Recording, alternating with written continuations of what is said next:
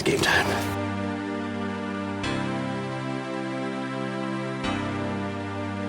Recently, I discovered I had a total of 800 plus games on my backlog. Though I'm saying it in a bit of a surprise, I shouldn't be. This is the result of multiple years of the classic buy games, play later, but we all know that later never comes. And a second variant I underestimated: free games and bundles. In a mix of former Xbox Gold, Humble Bundle, and other subscription programs, as well as the now habitual Epic Games giveaway, I have too many games. Especially Epic Games. When Epic started giving games for free in December of 2018, I haven't missed a single giveaway. Each Thursday, I'm waiting for my free game like Michael Scott waits for Pretzel Day. This is Pretzel Day. Never skipped, not a chance.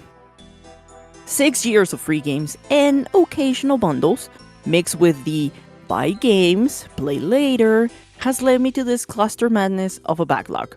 Now, after letting these games accumulate like gems in a treasure hunting movie, it is time to play every single one of them.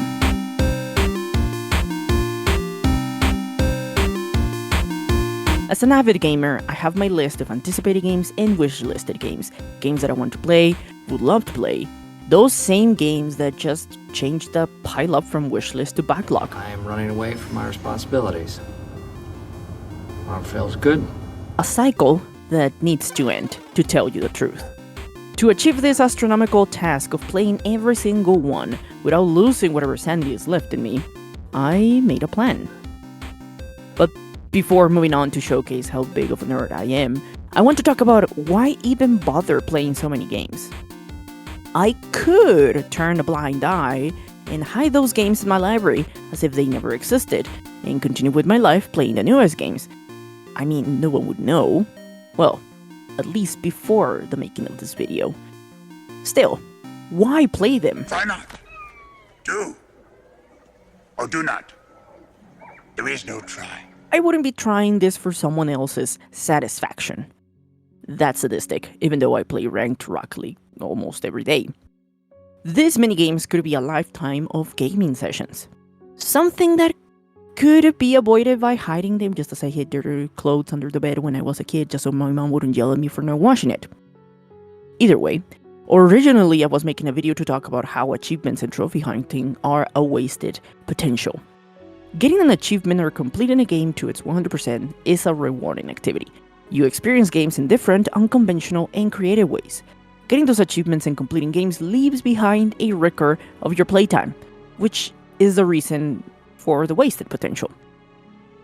When I tried this activity back in 2021, when I bought an Xbox console and got my first dopamine hit by getting an achievement, I got into the achievement hunting, and by the end of the first year I had achieved my first 100,000 gamer score.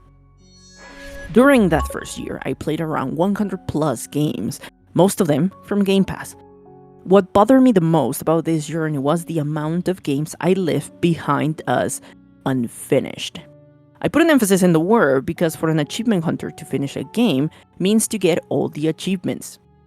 You might think, just to get the credit rolls, then just finish it, darn it. If you've never done achievement hunting, you wouldn't know that some achievements aren't even story-based, and sometimes can be a hustle as you might need to grind out hours upon hours to achieve it. Some people enjoy that, some don't. The point is, sometimes those types of achievements discourage me to continue and leave the game behind as unfinished. But before leaving that game as unfinished, it would take me some time to consider if I wanted to ride through the pain of playing it or just discard it as I felt guilty about it. In the end, achievement hunting stopped being a fun activity. Still, it was through it that at least from 2021, I have a record of what I played, and I can look at it and still remember the days and moments of me playing through those games. Achievement hunting could be more, or maybe there could be more than that. Each game we played is a life experience that forever paints our time spent together. That's when I started to shift away from the original video idea and started to think if there was something that could help keep a record. or track the games we play. Kinda like journaling. Yeah, that could be it. Maybe having something like a gaming journal? A way to track everything you've ever played, from your personal opinions of the game to even how many hours you spent on it, and even what platform you have the game. Anything you ever want to keep record.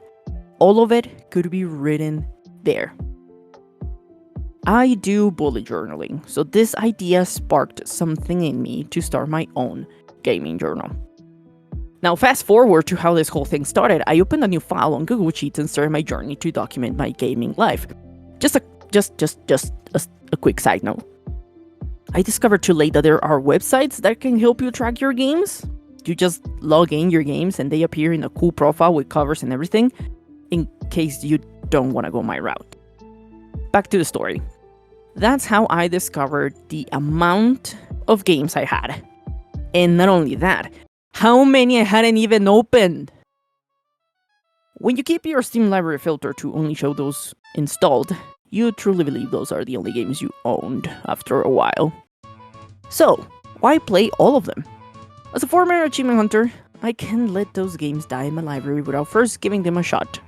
You never know which game can become your next favorite, the next experience that leaves you breathless, or that make you fall in love with a new game style, or that leads you out of your comfort zone.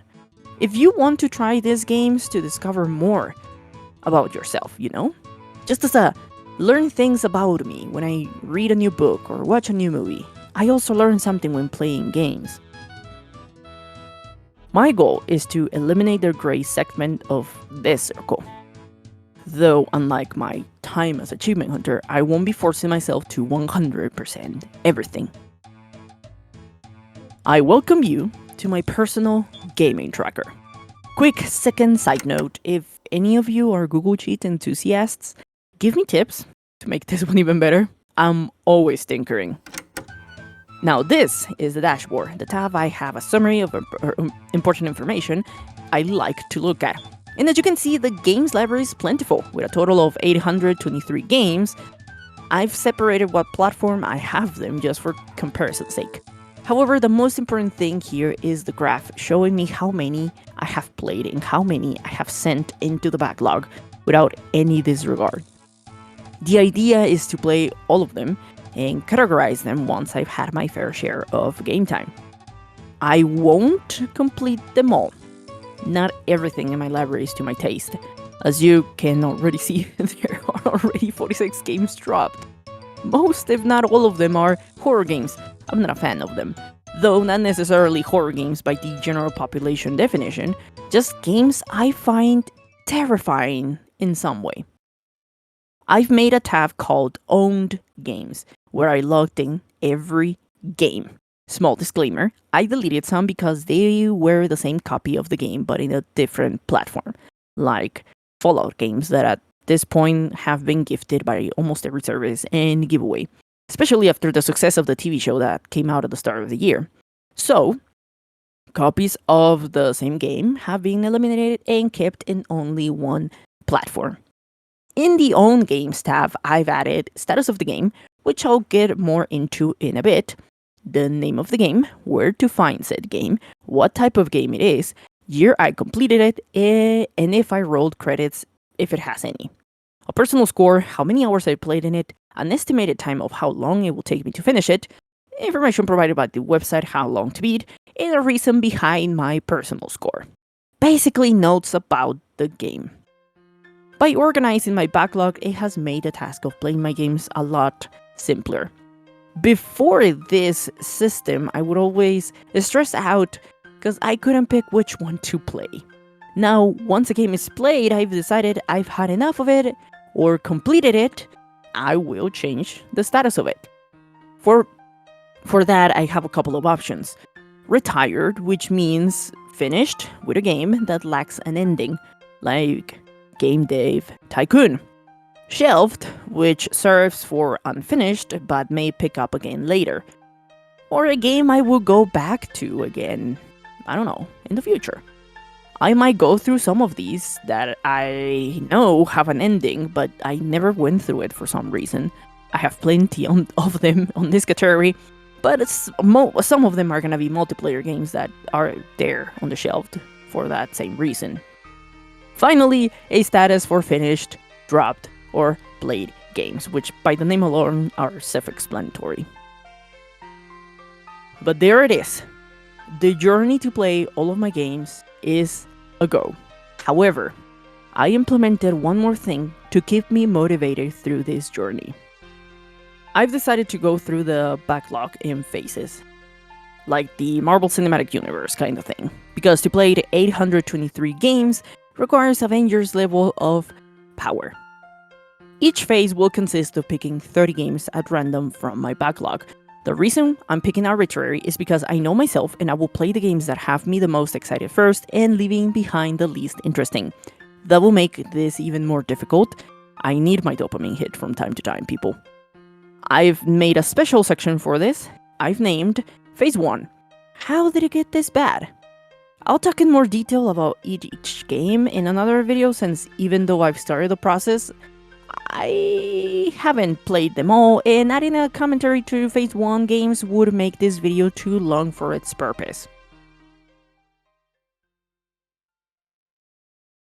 I hope to get through this backlog before the end of 2025. I will take breaks from this endeavor as games like Marvel's Spider-Man 2, Avowed, and 2 Point Museum have me beyond electrified. I will be playing them the instant they come out. However, I won't be buying new games as often as I used to. And also, grabbing free games will be a thing I'll think about twice. I mean, why in the world did I grab 46 horror games knowingly I was never going to open them? Seriously, what is wrong with me? I also hope to gather a new understanding of my gaming taste. I've dabbled on different styles here and there, but never wrote down my thoughts on what made those games special or interesting. I think I only did it with a few games like Far Cry 5. I made a whole video about it, but having a journal like this will help me remember. Because as time has gone by, more and more things become a blur within an ocean of daily routines.